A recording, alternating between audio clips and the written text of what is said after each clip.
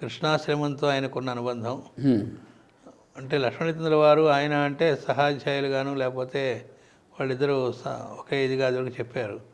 సీతారామచంద్రుల వారితోనూ అలాగే ఇంకా మహాపురుల వారితోనూ ఆయనకున్నటువంటి ఇదేమిటి పాకాలపడి గురువు గారితో లాగా ఆ మహాత్ములు ఇద్దరితోనూ, అలాగే కృష్ణాశ్రమం అక్కడ ఉన్నటువంటి అభయ వీరాంజనేయ స్వామి ఆయనకున్నటువంటి అక్కడి ఆశ్రమం దానిలో ఆయన యొక్క పాత్ర అనుబంధం వివరాలు చెప్పవలసింది.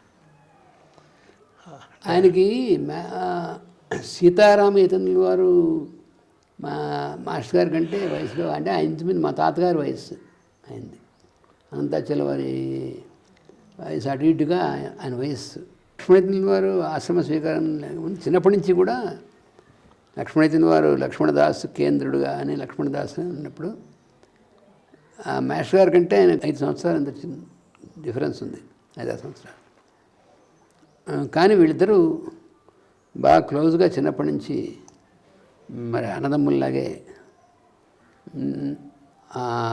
ఆ అనుబంధం అనేటువంటిది ఆధ్యాత్మికంగా సాహిత్యపరంగా అన్ని రకాలుగా వాళ్ళిద్దరికీ అంత అనుబంధం వాళ్ళిద్దరికీ కూడా. అందుకనే వారు రాసినటువంటి రచనలు కూడా మనం ఎందుకు చెప్పుకున్నాం. ఇద్దరు కూడా ఒకేసారి ఒకే కాన్సెప్ట్ ఒకే పేరు. ఆయన అక్కడ కూర్చుని ఏనుగులు రాస్తే ఇక్కడ కూర్చుని గుంటూరులో రాస్తే ఒకటే పదం పడ్డాయని చెప్పి పూతన ఇలాంటివి నేను. అందుకని అంత ఇదేటువంటి ఇది. సీతారామచంద్రుల వారు అంటే ఆయన మరి పెద్దవారు, తర్వాత తాతగారి వయస్సు తన తండ్రి యొక్క వయస్సు సంబంధం. అయితే సీతారామచంద్రుల వారు అంటే చాలా మాస్టర్ గారికి చాలా, ఎందుకంటే కృష్ణ సాక్షాత్కారం పొందినటువంటి ఆయన తర్వాత తనకు ఉన్నటువంటిది అన్నీ అందరికీ పనిచేసేసి ఆయన పూర్తిగా అలా ఆ స్థితిలో ఉన్నటువంటి ఆయన. అంటే నిజంగా సన్యాసాశ్రమం అంటే తనకంటూ ఏమి ఉంచుకోకుండా తన్ని చేసి అందుకని సన్యాసాశ్రమం పెట్టి అన్నీ అందరి దగ్గర నుంచి చేసుకుని అలాంటిది కాదు అసలు ఆయన. మరి ఎలాగా ఆ రకంగా చేసినటువంటి అందువల్ల ఏదైనా సరే ఆయన అంటే ఆయన ఒక చాలా మహాపురుషుడు. ఆయన కూడా మరి కృష్ణ తత్వమే ఆయనలో కూడా చేసినటువంటిది. చైతన్య మహాప్రభు యొక్క మరొక స్వరూపంగా ఆయన్ని. అందుకని మాస్టర్ గారికి ఆయన అంటే కూడా అంత రికార్డు. ఆయనకి మాస్టర్ గారు మరి ఆయన చాలా చిన్నవారు, తర్వాత పిల్లవాడిలాగా ఉన్నటువంటి, కానీ ఆయనకి కృష్ణ అని పిలిచేవారు. ఆయన కూడా కృష్ణ అని పిలిచేవారు. కృష్ణ అని పిలవడం ఉరికి కృష్ణాన్ని పిలిచినప్పుడు అంత అనుభూతి పిలిచేవారు ఆయన. తర్వాత ఎప్పుడైనా వీళ్ళతో కుమార్ కేంద్ర గారితో వాళ్ళు చెప్పిన మన కృష్ణుడు ఉన్నాడు చూసావా, మన కృష్ణుడు వాడు తెలుసునా మీకు అని ఆయన చెప్పేవారట. ఒకసారి గోదావైభవం మాస్టారు రాస్తున్నటువంటి రచన చదువుతున్నటువంటి రోజుల్లో సీతారామచంద్రుల వారు ఈ ఊరు వచ్చారు. ఇక్కడ సంకీర్తనలు చేశారు, సంకీర్తనలు చేశారు. వచ్చినప్పుడు మాస్టర్ గారు నేను గోదావైభవం అనేటువంటిది ప్రారంభమైంది, ఇలా వచ్చిందంటే వినిపించు కృష్ణ అని చెప్పి విని ఆయన చాలా ఆనందపడిపోయి అసలు వెళ్ళగానే కేంద్రుడు రారా నీకు ముఖ్యమైన విషయాలు చెప్పాలి రాని మన కృష్ణుడు గోదావైభవం రాశాడు రా అని ఆయన అసలు అంత ఒక అనుభూతితో అంత ఆనందంతో అనుభూతితో వాళ్ళందరికీ కృష్ణుడు గోదావైభవం రాశాడు. అసలు కృష్ణుడు గోదావైభవం రాశాడు. ఆ గోదాదేవిని అదృంచాను చెప్పారు ఆయన.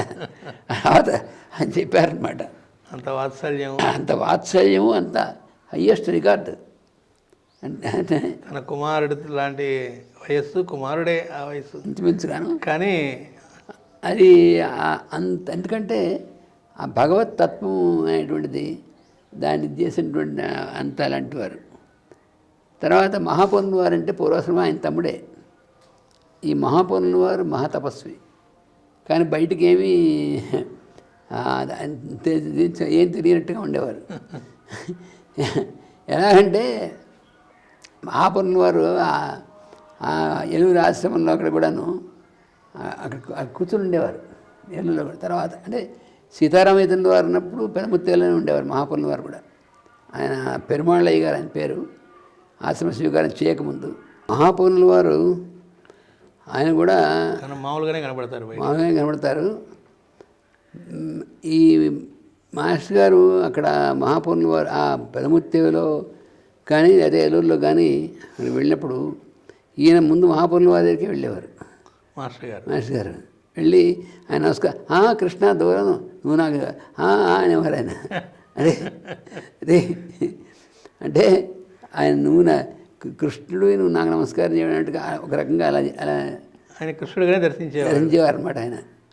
కానీ ఈయన వెళ్ళి ఆయన వయసులో పెద్దవారు, తర్వాత మహాయోగి ఆయన.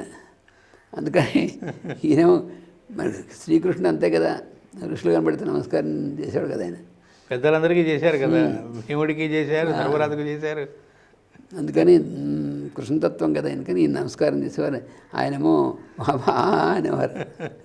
ఆయన కూర్చుని కాసేపు అది ఎక్కువ పెద్ద మాట్లాడుకునేవారు కాదు, కానీ ఒకళ్ళు ఇద్దరు అసలు వాళ్ళిద్దరూ కూడా కాసేపు అలా కూర్చుంటే ఇద్దరికి కూడా అంటే అది వైఖరి వాక్ కాకుండా పై వాక్ మాట్లాడుకునేవారు. మనకి అలా ఉండేది. పక్కన కూర్చున్న వాళ్ళకి కూడా వాళ్ళిద్దరూ కమ్యూనికేట్ ఉందని తెలుస్తుంది, కానీ ఏం మాట్లాడుకున్నారు ఏంటంటే తెలియదు కదా, అలా ఉండేది అనమాట. అలాగా సీతారామయ్య వారికి మహాపౌరుల వారికి ఇద్దరికి కూడా మాస్టర్ గారు అంటే చాలా అత్యంతమైనటువంటి హయ్యెస్ట్ ఇదనమాట. ఆయన ఏజ్తో సంబంధం లేకుండా ఈయన అవతార పురుషుడు అనేటువంటి ఒక దీంట్లో అలాగే వాళ్ళు చేశారు. తర్వాత సీతారామయ్య వారు ఆశ్రమ స్వీకారం చేసిన తర్వాత లక్ష్మణదాస్ గారు లక్ష్మీతల్లి వారుగా ఆశ్రమ స్వీకారం చేశారు. ఈయన పీఠాధిపతి అయిన తర్వాత అయితే పీఠాధిపతి అయిన తర్వాత కూడా ఎప్పుడూ తనకి ఆరోగ్య విషయం కానీ లేకపోతే ఏదైనా ఏ విషయాలైనా సరే ఈయన్ని అడిగి అంత ముందులాగే ఏం తెలియదు, అంత ముందులాగే మరి ఇప్పుడు తను ఆశ్రమం పీఠాధిపతి, ఆయన సన్యాసి, ఈయన గృహస్థు. ఆయన చాలాసార్లు చెప్పారు ఏంటంటే ఆయన తెల్లబట్ల సన్యాసి, నేనేమో రంగుబట్ల సంసారం అని చెప్పేవారు, మన తమాషా చెప్పేవారు.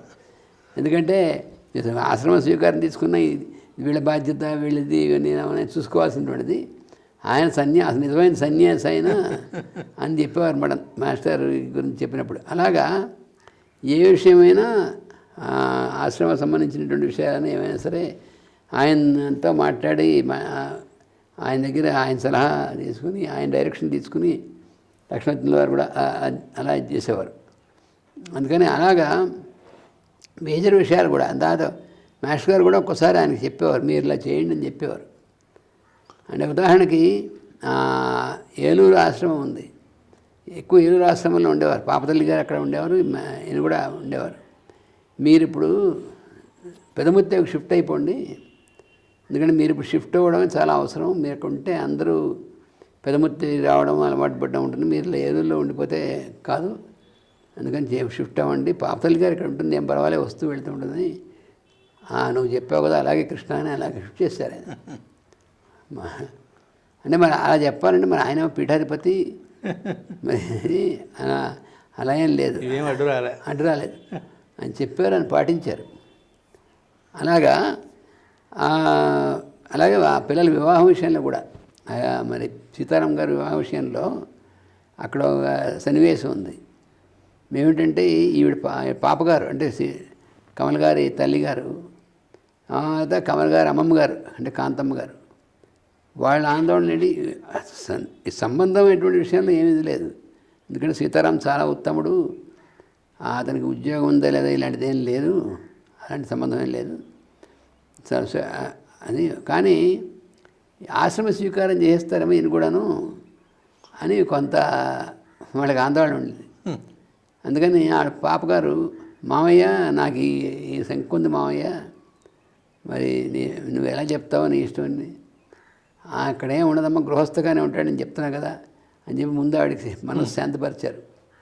ఏం పర్వాలేదు అని. అప్పుడు వెళ్ళిన తర్వాత లక్ష్మణ్ వారిని కూర్చుని, మరి మన పీఠానికి గురువుగారు అవతార సమాప్తి అయిన తర్వాత మీరు ఆశ్రమ స్వీకారం చేశారు, పీఠాధిపతిగా చేశారు, మీరు ఆశ్రమ స్వీకారం చేశారు. మీ తర్వాత వచ్చేటువంటి సీతారామ ఇదేంటి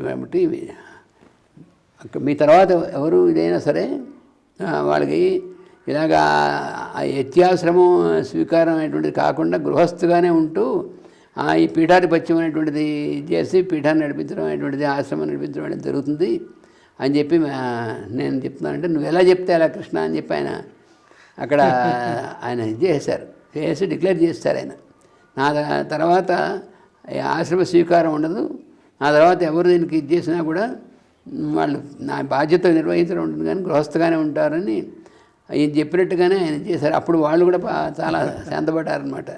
వయసంకర్ లేకుండా శాంతపడి ఇంకా ఆ పెళ్ళి, అందుకనే ఆ పెళ్ళి తప్పకుండా ఆ అమ్మగారు నాన్నగారు దగ్గర ఉండాలని వాళ్ళు రిక్వెస్ట్ చేసింది.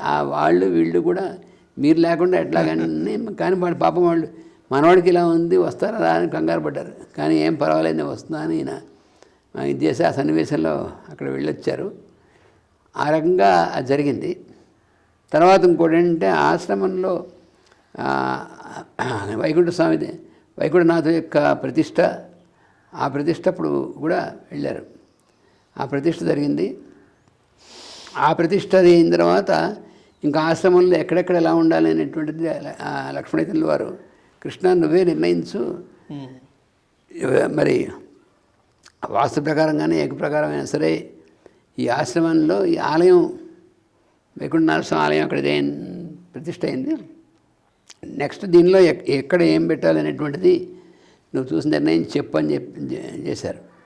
చేస్తే అప్పుడు మాస్టర్ గారు ఇంకా అది అంటే ఇక నుంచి నేను ఎక్కువ ఇక్కడ ఉండాలి అని చెప్పి సీతారాంతో వాళ్ళతో అన్నట్టు, ఇక్కడ నేను కూడా ఇక్కడ ఉంటాను ఎక్కువ అని చెప్పేసి అని. అప్పుడు ఆయన అవన్నీ మొత్తం చూసి, అంటే ఆంజనేయ స్వామిని పెట్టాలని ఉంది, అభయ ఆంజనేయ స్వామిని క్షేత్రపాలుడుగా పెట్టాలని ఉంది, ఆయన అటుపక్క పెట్టి స్వామికి ఎదురుగుండా స్వామిని చూస్తూ ఉన్నట్టు పెట్టాలా, ఎటు పెట్టాలి అది అంటే అలా కాదు, ఆయన గేటు చూస్తున్నట్టు అంటే వచ్చేటువంటి ఎంట్రన్స్ చూస్తూ వచ్చినటువంటి వాళ్ళని చూస్తూ ఉన్నట్టు పెట్టాలా, ఎలా పెట్టాలి అని అడిగి, అలా ఏం అక్కర్లేదు, స్వామికి ఎదురుగుండా పెట్టి ఆయన ఎదురుగా ఉన్నట్టుగా పెట్టండి, చాలా బాగుంటుంది, వచ్చేటువంటి వాళ్ళు పక్క నుంచి వచ్చి స్వామి దర్శనం చేసుకుంటారు, అదే ఆ స్థలం అది ఎక్కడ పెట్టాలో నువ్వే నిర్ణయించు అని చెప్పి ఆయన అడిగారు. అడిగితే అప్పుడు మాస్టర్ గారు అక్కడికి వెళ్ళి ఆ స్థలం చూసి పిన్ పాయింట్ చేసి,